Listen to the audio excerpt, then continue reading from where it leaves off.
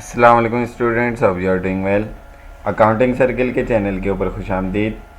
Student, जैसा कि आपको मालूम है कि हमारा एक बहुत ही इम्पोर्टेंट चैप्टर जिसका नाम है बैंक रिकन्सिलेशन स्टेटमेंट वो चल रहा था और इसके अंदर हमने बहुत सारे लेक्चर बनाकर आपको समझाए थे। और आज के लेक्चर के अंदर जो हम क्वेश्चन डिस्कस कर रहे हैं वो है ईयर 1990 रेगुलर एंड प्राइवेट का question number 6। First year accounting का ये क्वेश्चन है, बीकॉम वालों के लिए भी है। सो वीडियो पूरी देखने से पहले मेरे चैनल को सब्सक्राइब करें और वीडियो को ज़्यादा से ज़्यादा शेयर करें। क्वेश्चन में कह रहे हैं कि comparison of cash book and bank statement of Hasan company for the month of April 1990 revealed the following. ठीक है ना। जब कैश बुक, जिसको हम नॉर्मली कहते हैं कैश बुक का बैंक कॉलम, ठीक है ना, क्योंकि हम बैंक कॉलम, कैश बुक के अंदर तो कैश का कॉलम भी होता है और बैंक का कॉलम, तो हमने असल में बैंक कॉलम और बैंक स्टेटमेंट को आपस में कंपेयर करना होता है। तो उससे क्या रिजल्ट्स आए कि हमारे मुताबिक, यानी कि balance as per cash book 6180 आया और balance as per bank statement 5665 आया। तो दोनों में डिफरेंस है, इसको हमने मैच करना होता है। तो वो चीज़ें हम एक एक करके पढ़ेंगे और फिर सॉल्व करेंगे। रिक्वायर्ड में हमें कह रहा है कि बैंक रिकन्सिलेशन स्टेटमेंट बनाइए और जनरल में एडजस्टमेंट कीजिए, एंट्रीज बनाइए। ठीक है। सो चलते हैं अपने सॉल्यूशन की तरफ।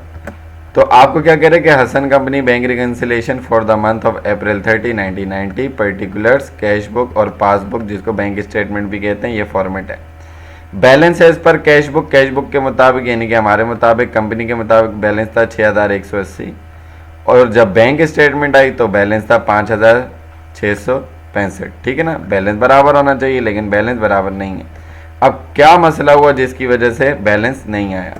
तो सबसे पहले कह रहे हैं नंबर 3 में ये दो चीज़ें हो गई। ठीक है। आज एक चेक था for ₹3600 deposited into the bank, आपने बैंक में डिपॉजिट करवाया, was not yet cleared bye the bank, जिसको बैंक ने अब तक क्लियर नहीं किया।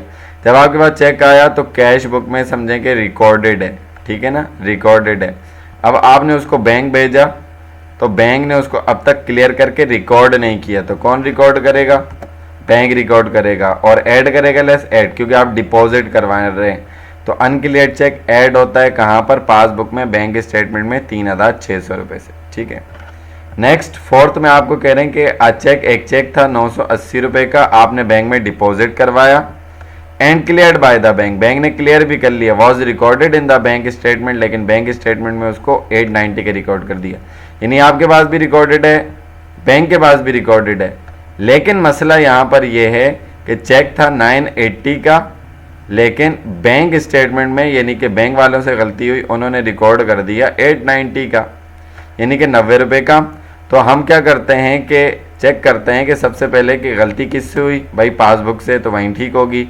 980 का चेक था और ये करेक्ट अमाउंट थी, रॉन्ग अमाउंट कितनी थी? 890। हमने माइनस किया तो गलती आई 90 रुपये की। सर डिपॉजिट करते वक्त जब प्लस में आंसर आता है तो हम उसको प्लस करते हैं, जाहिर सी बात है, क्योंकि उसने हमारे अमाउंट को कम रिकॉर्ड किया। और जब माइनस में आंसर आता है तो हम उसको माइनस करते हैं। तो इसीलिए हमने यहाँ पर 90 रुपये ऐड करवाए हैं पासबुक में।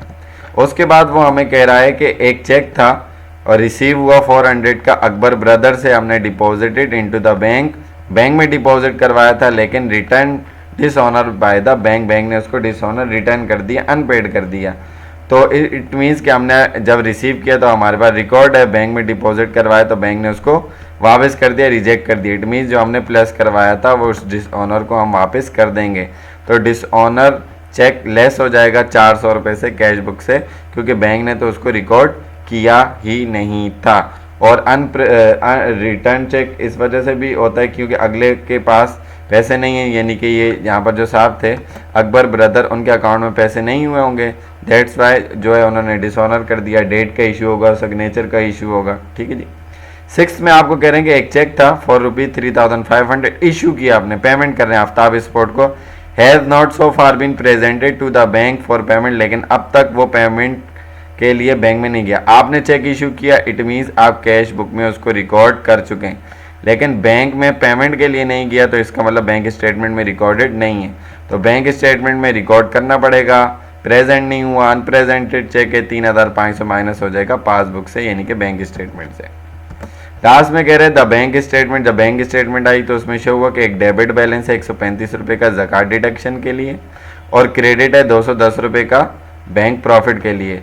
तो बैंक जब भी आपके अकाउंट को डेबिट करेगा, क्योंकि बैंक के लिए आपका अकाउंट लायबिलिटी है, डेबिट करेगा तो मतलब कम करेगा, और क्रेडिट करेगा तो इट मीन्स बढ़ाएगा। तो ज़कात चार्जेस काटें और क्रेडिट किया है बैंक प्रॉफिट, प्रॉफिट आपको दी है तो जो चीज़ डिडक्ट किए वो आप अपने पास लेस करवाएंगे, और जो ऐड करवाए क्रेडिट किए उसको आप ऐड करवाएंगे। ज़कात डिडक्शन लेस और बैंक प्रॉफिट ऐड हुआ, जब आपने टोटल किया तो दोनों साइड एडजस्टेड बैलेंस आ गया 5855, 5855।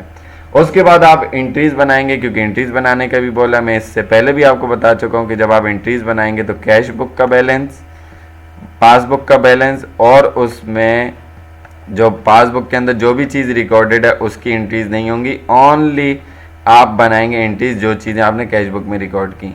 तो 400 आपका डिसऑनर चेक की वजह से माइनस हुआ, यानी कि इसकी एंट्री क्या बनेगी, डिसऑनर चेक या अकाउंट रिसीवेबल, क्योंकि अभी भी उस बंदे से कलेक्शन नहीं हुई, चेक वापस हो गया। और ज़कात डिडक्शन जो कटे, आपके चार्जेस एक्सपेंस बढ़ता है तो डेबिट, जिसकी वजह से टोटल मिलाकर 535 से आपका बैंक कम हो गया। To adjust the dishonour cheque return by the bank, और इसमें गलती से मैंने ज़कात का नहीं लिखा, तो एंड ज़कात चार्जेस डिडक्ट बाय बैंक भी आप लिखेंगे, ठीक है जी।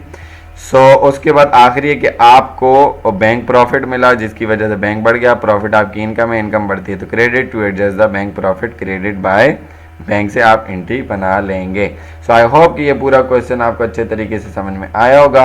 अगर इसके अंदर आपको कोई भी कन्फ्यूजन होती है तो आप कमेंट सेक्शन में क्वेश्चन करके पूछ सकते हैं।